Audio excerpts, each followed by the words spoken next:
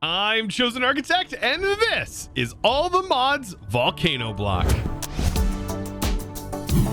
So getting started today, last couple of episodes have been, well, kind of on the boring side, and I completely understand that going through Mechanism is not the most entertaining thing in the world.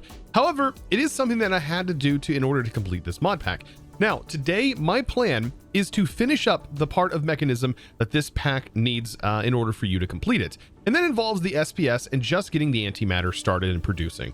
We should be able to definitely make a lot of antimatter by the end of this pack. And it's good that we started with this point. So while we're working on other things, it can just be producing.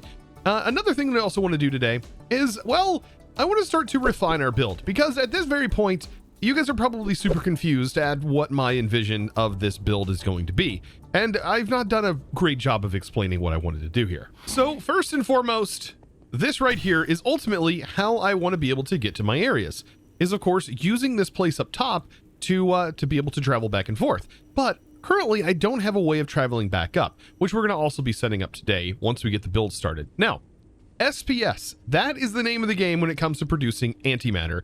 And what I have done is I've used my modular setup here and I've scaled this up. So you can see that I added a couple of chemical oxidizers up here, and all I have to do is just copy the settings from here and paste it to here, here to here. And it makes it so easy, and just add a little bit of power and it's ready to go. Same for this. I just basically copied all the settings and pasted it up here. And so these are all producing enough sulfur to be able to keep the sulfur machines up and running. And then do not forget, as I did forget on this, to put a chemical or a gas upgrade inside of this one machine, which is the chemical dissolution chamber. Yes, I know it's a lot, but with all of that running and then also making more uranium cake, this is now producing way more fissile fuel than I think I'm going to be able to use inside of this, which I think is over 256 just with this one isotropic centrifuge running at max. So this thing is producing, yeah, 256 millibuckets a tick, which is pretty darn quick. And so I can up the burn rate of this until we start to get into critical temperatures. And so we need to kind of figure out what that point is. But before we start playing around with that, I need to now make the SPS, which is going to convert us from basically using this setup and converting it into raw resources. And we're going to be sending all of the stuff that this neutron activator is creating, and we are going to send that and use power to convert it into antimatter. And that is going to happen right here inside of this area, actually directly up top here, giving us a nice little view of everything going on. So let's go ahead and get this thing built. So this reactor is not that big, actually. It doesn't seem, well, that big. And it is going to require reactor glass.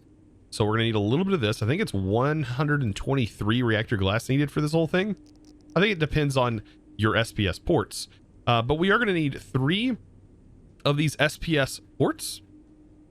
And so I've already made up the 72 SPS casings that we need.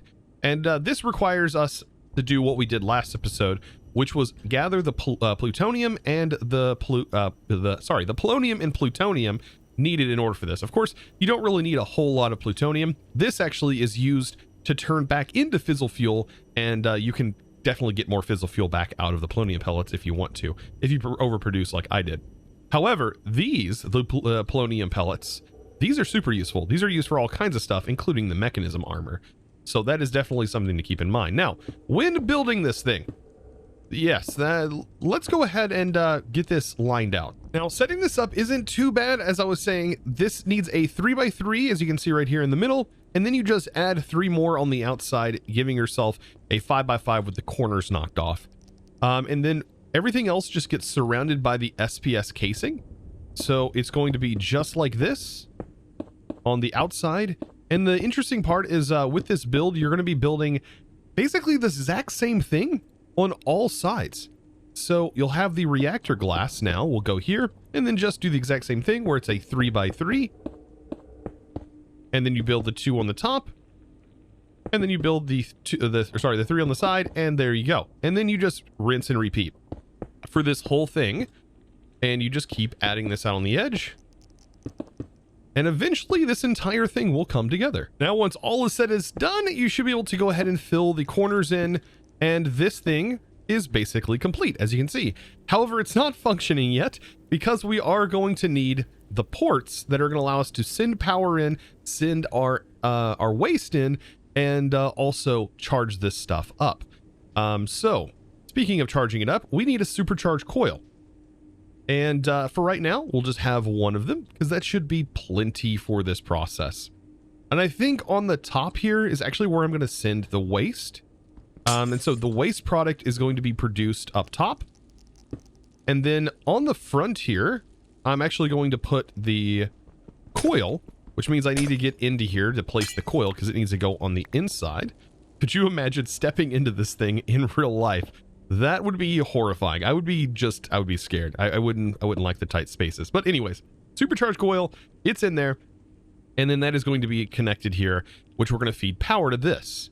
So waste is going to go up in the top, power is going to go in the side, and then eventually antimatter is going to be produced here. So this is where our antimatter will be sent. So all of this is pretty darn simple. It's just all of the prior, right? It's like everything like comes to this point, and this point is actually really simple to put together, whereas everything else requires so many steps and so much tedium. Now, I do need to get my tubes all the way over here, and I was thinking about running them across the ceiling, but if I'm going to be making this look a little bit nicer here soon, I think I'm going to run it underneath. And that means, of course, I need lava protection, but I'm just going to be sending it straight down here. And to do that, it's going to be a little bit weird, as I can't see too well, but I should be able to see well enough to be able to continue to place these. And just kind of watch myself as I do it, because it's easy to get lost underneath here and then start placing pipes all in the wrong direction. So there we go. I think I have it all piped up. Everything should be able to transfer over here. And now we don't send waste directly. We actually have to send it through that solar neutron activator. And so I have 3 solar neutron activators here, and we may be able to use more of them. We may need more of them. It all depends. But for right now, if I go ahead and place them over here in the corner, these are going to need access to sun. So we might also have a way of fully automating daytime, which would be kind of cool. But we just need to route this right here up and into this. And if I do this right, I should be able to also pipe out and send into here this way. And that means I can expand later on if I need to add more. All I have to do is just add a couple here, here, here, and here, all of them facing inward. And that should easily be able to handle, as these things are pretty fast. Now, all of this setup that's up here, all I need to do is just make sure that these initial machines are set to off. Make sure they're turned off. I think inverted mode turns them off. And so with them off, their buffer will fill up, which is fine. But I just don't want to break any of these things. For example, this has 4 millibuckets in there, and if I break it, it will irradiate my base. And so it's just better for me just to leave it right here and then just use all of these extra pipes as basically one giant storage for this waste, which is normally helpful if you just let the day cycle route through. But I think we might be able to handle this differently. So we now have the ability to do this, but we don't have power being sent to this. Well, this is where a point is going to come into play. And this is where we're going to be messing around with limiting how much power we're actually sending into this thing. So this will be on the main power network. And right now it's sending a ton of power, limited at 800,000, which is not going to be enough. We'll definitely need to increase that limit here soon, but we need to make sure that our system over here is going to be always running. Otherwise, we just won't have the power for everything. Now, of course, to make sure the power doesn't go out at our base, we want to set this to a lower priority. So if I set this to -1, this should now have less priority than any of our other systems in our base, meaning that it shouldn't, quote unquote, shouldn't shut down any of the processes that are needed before it happens. Now, to just make sure this is configured properly, I went ahead and set the gases to input in the front and output in the back, which is how we have it set up, and then use my configuration cards to simply paste those settings into here. Okay, so with this setup, this technically should now start producing as soon as we turn our reactor back on. So I'll go ahead and activate it. And of course, if waste does build up, that's why we have our nice little gate back here that will shut this off if need be. But these machines should basically, they should not be running. That is one thing. There we go. Make sure it is set to normal. There we go. So now it is off. This is also running. So the normal, that's going to build up. And of course, once this builds up, then it's going to start sending. And then I need to increase the amount here. Let's just set it to 69 for right now. And we'll see how that goes. That should be plenty. And I think we're producing way more fuel right now. And then of course, once we start seeing it go, that's when we'll start to increase the amount. And we should already see it. Yep, right there. So there is the amount going in. And we are not currently sending it enough power. So let's go ahead and just bump a 0 here. Now we're sending 8 million. And that is definitely able to keep up with this. So there is easily enough. 8 million.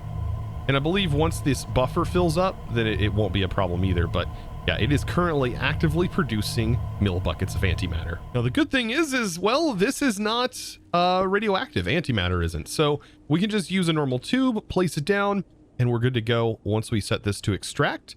And that is going to send the antimatter into here. And of course, once it gets to, I believe, 1,000 millibuckets, that's when it will then turn into a single antimatter pellet. And we need at least 13, I think, in order to even make one all-the-modium star. So this process is definitely going to take a while.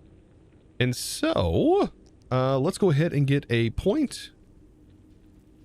And this will all be nice and set up and ready to go. There we go. And it has full power, and the antimatter pellets will build up. I don't even think I need a storage on this or anything to worry about, just simply because it's going to take a long time for it to fill up. It's not a very fast process, unless you just go absolutely bonkers with making more of these and maybe using sodium and just really pumping it out. But I think right now we need to start working on our darkness issue and maybe automating a way to make it always daytime. And the ritual that does that with ours is a tablet of sunrise, just requiring blazing archwood and a sunflower, which all can be automated fairly easily. And then we just need to put that inside of a ritual brazier, which is over here. And we just place it in, activate, and it should convert it to daytime. Look at that. Very, very nice. Now, the thing is going to be automating this process, as I've not really played around with sticking these rituals in with any sort of mod. So I'm wondering if I can use modular routers for this. Now, I think I figured out a way to do that. So we can actually send these tablets in here, and so long as they're in stock, it actually doesn't right-click to activate this. It does appear, but if this wasn't in here, it can activate. So it has to be an empty hand in order for the ritual to activate. And so this will work, and of course it is using them. But if we kept them in stock, then we could just simply automate this, right? We can automate another modular router that is set to pulse mode and just simply put a detector on top. And I think that would work just fine.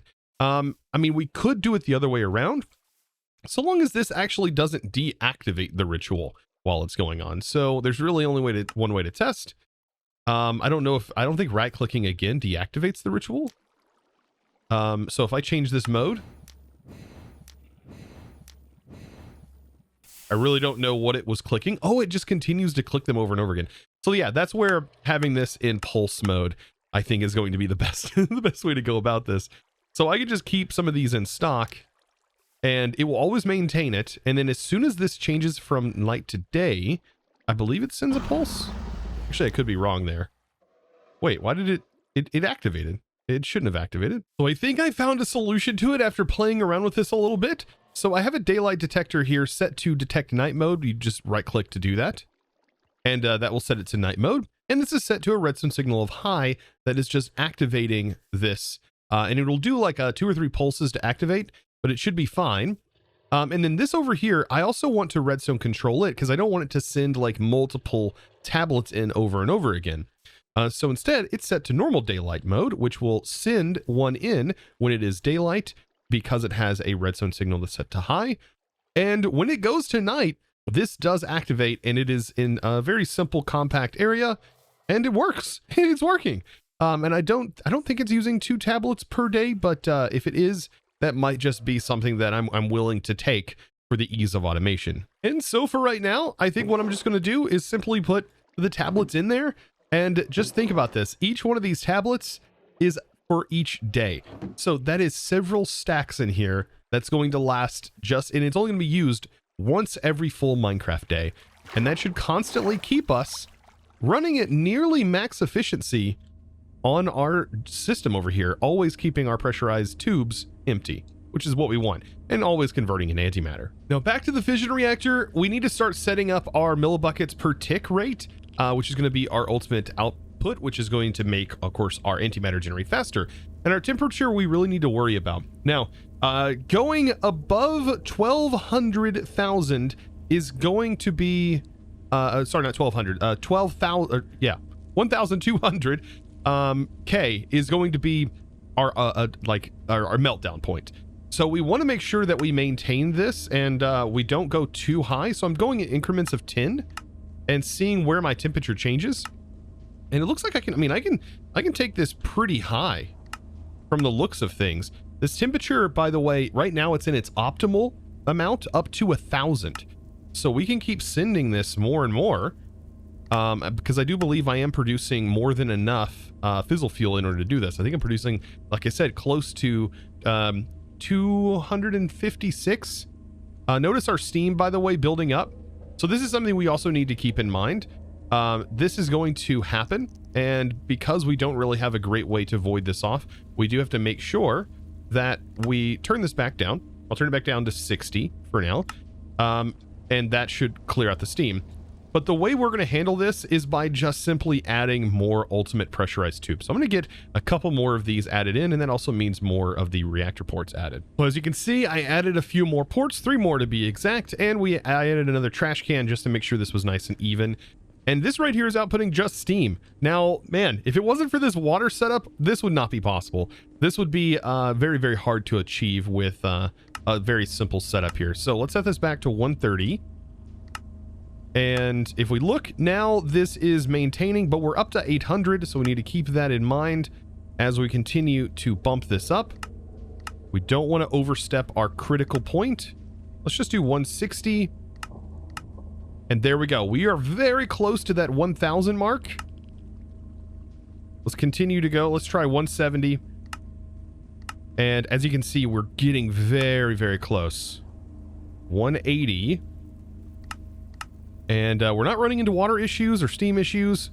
We're very close. So 180 millibuckets of fizzle fuel being pumped into this. And as you can see, we're only utilizing 3 of these ports. This hasn't even started to be utilized yet. So we still have some wiggle room if we want to continue to add more. And then if we take a look over here, is this able to maintain? Is this producing enough? It does appear this is empty, so this is actually managing fast enough. 18 millibuckets, it looks like, is stored in there. And this looks like it's converting it pretty well, pretty good. Even with it only giving it, we're only giving it 8 million RF. So it seems like it's doing a pretty good job, and this is going to continue to run for us. And the only thing I can do is, of course, make it go faster. So that's something we'll have to work on. But I have other plans. I want to start taking this base and making it look a little bit better. And just like that, an antimatter pellet. Wait, I literally just ate lunch, came back, and this had already produced enough to make a single antimatter. And right when I looked into here, it was then producing the antimatter pellet. Oh my gosh. This is producing it so nice, so fast. It's working out perfect. I did go ahead and up my rate real quick, and that was by adding 2 more oxidizers for the uranium. And that seems to be able to handle and keep up with there's the time happening. Keep up with everything going. So this is just phenomenal. This thing is probably, going to be filling up soon. And I am currently burning at a rate of 140. And then we'll see how that goes once this is full, if I can start to increase it even more. But yeah, it's already going at a very fast rate. I mean, honestly, this is the fastest I've ever produced antimatter. Now back to our previously scheduled building, right? I want to go ahead and get some automation set up for the concrete that we're going to be using. We're going to use a lot of concrete. So what I have here is I have myself a way of automating concrete. So we have a rotary condensator that is going to be sent water and converting into water vapor. That water vapor then needs to be ejected, and we need to go ahead and send that. Let's see, we'll clear this. We'll send that to the output on the bottom, and that's going to go into the chemical injection chamber. This is where concrete powder can be taken, for example, this light gray, and can be converted into actual concrete through this process. But of course, it'll go a lot faster once it's upgraded, and this also will go a lot faster once it's upgraded. But as you can see, it does produce concrete for us, which is pretty darn cool. Just got to get some power to it, and we should be ready to rock and roll. So of course, hitting this bad boy with some tier installers is going to be how we get this done. Oh boy. Let's place that back. There we go. Tier installers. And this bad boy is going to be rocking and rolling. Look at this. We have it set to auto sort on. I also have it fully upgraded. And then I have my pattern provider on the back. And just on the item sides, we're making sure the input and output is set on the back on auto eject. And now if I make any sort of, let's say craft, for example, let's say I want to make gray concrete. We first need the gray concrete itself. So to make the pattern for that. And then we can go ahead and make the actual process that happens here inside the chemical injector. Make sure we clear that out so it's just the item going in and then the product coming out. And we're perfect. We're ready to go.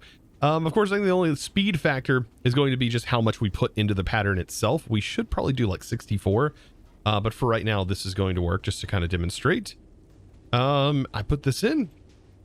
And now I can go gray concrete. And let's request like 400. Look at that. Holy smokes. Yep, that is producing some concrete right there. Incredibly fast. So now that I have concrete, I can go ahead and start layering out the things I need. So I went ahead and copied this pillar. And I think this is one of the easiest ways to paste out pillars. Is just copying it. And I can just simply paste it on all of these sections here, these corners. And then I'm going to use my building gadget, which actually might be in my inventory here. Nope. There we go, building gadget. And I'm just going to simply connect all of my sides together by using the build to me mode. And so this will make it kind of easy to go ahead and get the foundation laid out. And this is sort of even. At least I like to think it's even. So this top piece is about the same size as the bottom section. And this is hopefully going to be filled in. And my goal is, like I said, to have portals in here that allow me to travel to these different segments of our base. Now, I'm thinking about adding some shape, at least to the initial entrance ways here. And so I'm using this stair mode that's a part of the building gadgets, which I've actually never used before. But it's pretty cool. You can just build these stairs in like this. And notice the stairs going up. And then what I'm going to do is I'm just going to disconnect these sections. And then these sections that I added, I thought I was going to use them. But yeah, I just need to disconnect them. And then I can just simply boop these out of existence. And it's going to give this very cool shape to this.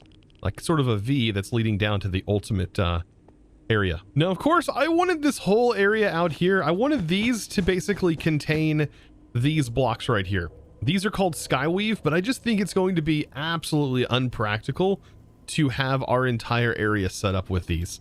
Yeah, even though they're super cool and they make these areas feel like they're basically sort of contained in their own space, even though they're not, I just don't know how I'm going to be able to produce enough of this material because it does cost a lot of manipulation essence. And this is just a pretty slow process unless you have tons and tons of them.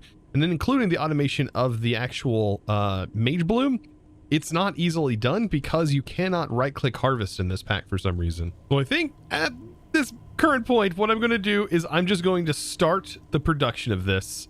That means filling in all of these components, and I'm going to be using an infinity wand, which we just make with one nether star.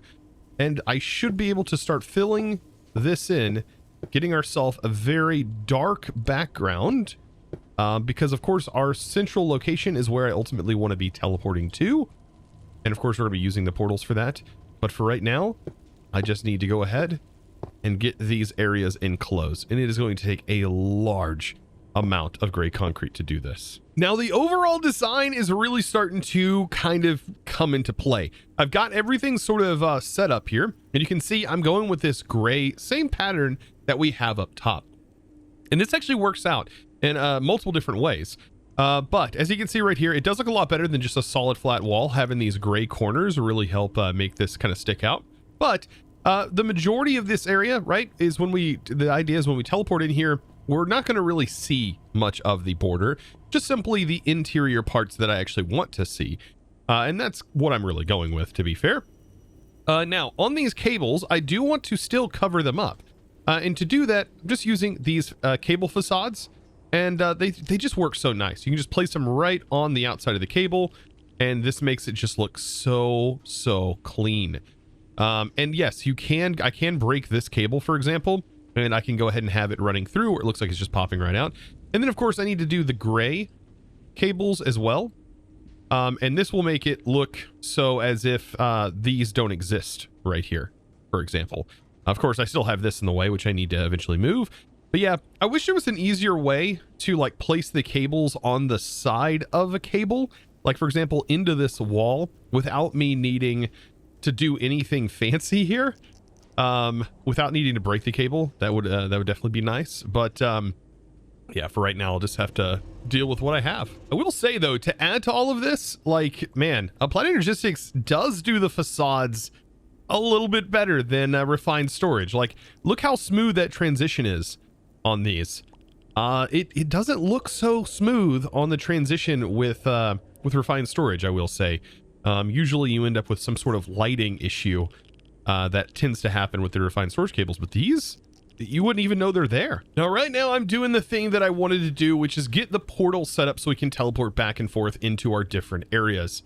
Instead of flying across through all of these, even though this does make it kind of convenient being able to travel through, and I still don't know yet if I absolutely enjoy this being completely covered. I really like the idea of this being surrounded like it is, but I just don't know if I like the idea of completely caging all of these things in. And I'm still figuring out that. I might still break this down. But for right now, I'm setting up the warp scrolls. So for example, the storage one is already set. It's set up right there. I'm probably going to end up making a different portal for these. So just for now, I'm going to go ahead and make sure to set up a new one for this. And this is going to be a new one for each of these portals. And what I'm doing is I'm just placing them down to mark where they're going to be. And then I have to, of course, create the portal with a, full container of source. Now, I think what I'm going to use is this mirror weave for these, as I believe these do work for portals. So let's go ahead and test this out. This will be, I believe, the SPS, which will teleport me to that location. So if I toss this warp scroll in here, yes, these do work. And then we can use like gray, for example. And we can just make this whole portal, look at that, look like this particular block. Oh, that is so wicked. And then of course we can change the look of the portal frame, I believe, by shift right clicking. Oh, maybe not. I thought you could use it of anyone. There it goes. It just took a moment. And we can change the way this looks. So, oh, that is so cool. We can kind of choose what block we want. Even using white, technically, that actually might look pretty good. Oh, that's so cool looking. And of course, it being nice and small allows me to teleport directly in here. And we can put more of them per area. And I think that's going to work out. I just need to figure out what block I'm going to use for this particular portal. I still like the idea of it being this gray color. Kind of nice, even though it's a very, very contrasty. We'll see. We'll see what, I mean, you can always change them. As you can see, you can just dynamically change any of these. But the fact that we can walk right in is great. Now, I need a way to teleport back once I get in here, in these areas, especially if I decide to close them up. And to do that, I'm going to be using RF tools, believe it or not, for this. Now, the only thing I need to technically set up in order for this to work is I need a matter receiver. And then I'm also going to need to make myself a charged porter. And then also make an advanced porter, because it's just much easier to have an advanced porter, because later on we can use more matter receivers. And what I want to do is I just want to place a matter receiver somewhere up here. I could technically place it right here in the center. Then we would spawn in the bundle of cables, which would probably be kind of annoying. But any of these outside areas would be nice. Unfortunately, it's not going to look that great, as that's just kind of how it works. Let's see. We can definitely have it facing the storage. I think, honestly, I think going into the cables wouldn't be a bad idea. It would be kind of fun. Oh, actually, no, I can't do that. right? Because currently I have all of this cable nonsense going on. Oh, shoot. Okay. Well, let's go ahead and put this here. We'll just have this obstructing the area, unfortunately. And of course, this has cables running. I'm trying to find an area that I can just put a point underneath, and it just work, right? Shoot, we can just go right over here. I think it's fine. Yeah. And then we can put a point down here, and this will effectively charge our matter receiver. And then inside this, we can just name it home or main base or whatever, and it's now named. And so we should be able to shift right click on this right here. And now inside of this list, we have a home that we should be able to just simply teleport to. And that means when we are anywhere in our base, we can just simply teleport there. I think that's pretty darn cool. You know what? Just for the fun of it, I'm going to have it set right here because we will most likely have creative flight, so I'm not worried about that. But there we go. So I just moved it, and now we spawn directly here, which is very, very nice. Ooh, I have an interesting idea. What if I do this? Oh, some of the blocks don't work. I was going to see if the SPS casing would allow me to change this. Oh, but it doesn't appear like it lets me. Oh, man. I wonder if there's any other mechanism block that I could use. Like, I want to kind of maybe use something that's from the mod. So, for example, mechanism and something that kind of relates to antimatter. Oh, man, that's going to be hard. I don't know if I know of anything that remotely looks like antimatter aside from antimatter. Now, as goofy as this looks, it's actually quite easy for me to understand what is what. So I just use iron blocks for industrial foregoing because unfortunately machine frames did not work. This is experience blocks, and this right here takes me to my mob farm. This is the magenta, which reminds me of antimatter. And then of course, this is the main mechanism processing hub. And also we have mob stuff in here as well, but main processing, mechanism steel casing, fluorite, which is in relation to our reactor. And then over here, this is the uranium processing, which is turning into fissile fuel, which is our production over there. And then IC2, of course, IC2 machine blocks, which these actually work, which all of the other blocks did not work. Unfortunately, I couldn't use SPS casings or any of those blocks for mechanism, unfortunately. I would have really liked to have used like pneumatic craft plastic blocks, but we haven't gotten to pneumatic craft just yet. So all of this just set into place. Very, very nice. As you can see, it teleports me into the corresponding rooms, and then to get back, I simply teleport back. So this is the idea. This is what I wanted, right? I want this area set up so that way I can just simply go, okay, I want to go here, and that means I'm in this teleportation place. When I'm done, I just simply teleport back, and then I just figure it out from there. That's the goal. Now, of course, with me going a little bit further into this, I'm kind of realizing that, well, maybe I don't want to spawn in a centralized area. I'm thinking what I might want to do instead is to make my life a little bit easier is on this advanced charge porter, I can just simply select my target that I want to go to. And so that being, for example, right here, I can go ahead and say, hey, I want to be in this area. Now, of course, getting power to this is going to be a little bit different. I'll go ahead and set this and we'll rename it. I just need to make sure that I point in the right direction. And I think, depending on where you place this, changes that. So yeah, this faces me in the tech area. And so we'll just call this tech. Then, in the charge porter, I can just shift right click the error and you can see it tells me where I have it set to. So if I wanted to, for example, teleport to the power section, I would just select the power area and hit set. So I'm going to set all these up the same way and get them wirelessly powered. Now, after setting up all of these portals, I just realized if you have a named scroll, it actually shows you the name. When you look at the portal, it shows you what it's named. I wish I would have done that for all the other portals, but I think, you know, sort of coding them with their blocks is going to be pretty good anyways. So yeah, I need to come up with like end colored blocks, nether colored blocks. This was ours, so I might just leave it mana weave blocks. I don't know. But either way, everything's sort of coming together now. Now, and just like that, all of this stuff is now set up and done. I have an area I can teleport to go to my mystical stuff. And then of course I can go ahead and go, hey, I want to go to my tech area. Boom. I'm at my tech area and I have all of my portals. I can go to my mob farm. if I want to go, for example, to the chicken area, I can just go ahead and teleport to the chicken area. Now I'm in here with all of my chickens. So yeah, this is pretty darn cool, and I'm having a blast. Now, of course, next episode, I am definitely going to make the mech suit. Do not worry. I've seen a lot of you guys were like, oh, Chosen, make the mech suit. We'll definitely make the mech suit. It is probably the most overpowered armor in this pack. And can give you create a flight if you do want to use your antimatter for it. However, we can also make a ring, which I think we're going to do next episode as well. We have some more mods to dive into next episode. And also some more base cleaning up and expansion, of course, is always going to happen. But guys, antimatter is now done, and we have a lot of it that has built up, and I am super excited about that. I've never produced antimatter at this particular rate before. So that is phenomenal. I can't believe we already have like almost 7 already again, almost 7 antimatter in just this like time that I've been working on building all of this stuff. So guys, I thank you so very much, those of you who are watching, and thank you guys for the kind comments below. It has been nice to see those.